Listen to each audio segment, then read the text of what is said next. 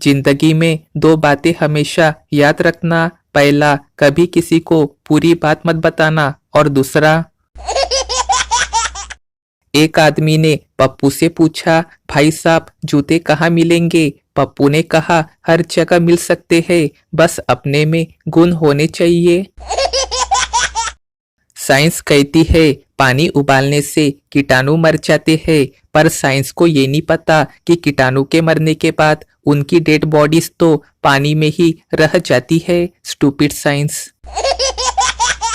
गजोधर ने घर का दरवाजा निकाला और कंधे पे रख के बाजार में गया। एक आदमी ने पूछा, ओ भाई क्या दरवाजा बेचना है? गजोधर, नहीं, ताला खुलवाना है, चाबी गुम हो गई है। हंसो मत, चुटकुला अभी आगे है। आदमी गजोधर से, अगर घर में चोर घुस गए तो? गजोधर, अंदर कैसे जाएगा? दरवाजा तो मेरे पास है। 10-12 लोग जुआ खेल रहे थे, तभी पुलिस आ गई। एक जुआरी दौड़ के पुलिस की गाड़ी में बैठ गया।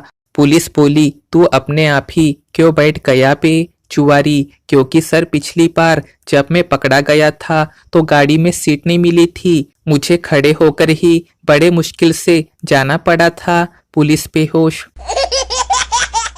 बस की लाइन में एक बुजुर्ग अपनी बारी का इंतजार कर रहे थे। वहां एक नवयुवक आया और उसने बुजुर्ग से पूछा, अंकल समय क्या हुआ है? बुजुर्ग, मुझे नहीं मालूम। युवक, लेकिन आपके हाथ में घड़ी तो है, प्लीज बता दीजिए ना कितने बचे हैं? बुजुर्ग, मैं नहीं बताऊंगा।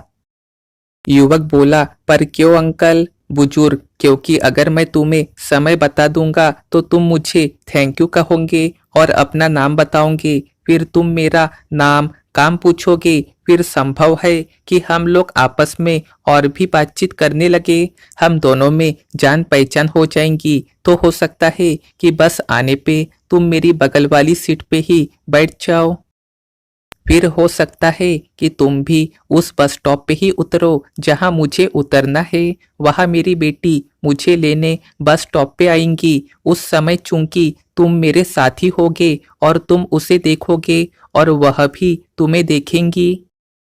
फिर हो सकता है कि तुम दोनों एक दूसरे को दिल दे बैठो और शादी करने की जिद करने लगो। और मैं इतना भीख मंगा दामाद कतई नहीं चाहता जिसके पास खुद की घड़ी तक न हो। बेटे को हाथों पे चल के घर में घुसते देख के उसके पिताजी ने पूछा, बेवकूफ यह क्या कर रहा है? बेटा, आपकी आज्ञा का पालन कर रहा हूँ पापा। आपने कहा था ना कि अगर फेल हो गए तो घर में कदम नहीं रखना। पापा बेहोश। एक सच बात, अगर कोई मक्खी सब्जी तोलते हुए तराजू पे बैठ जाए तो ज्यादा कोई फर्क नहीं पड़ेगा, लेकिन वही मक्खी अगर सोना तोलते हुए तराजू पे बैठ जाए तो उसकी कीमत लगभग 10,000 रुपये होगी। हम कहाँ बैठते हैं, हम किसके साथ बैठते हैं, हमारा मूल्य उसी आधार पे निर्धारित किया जाता है।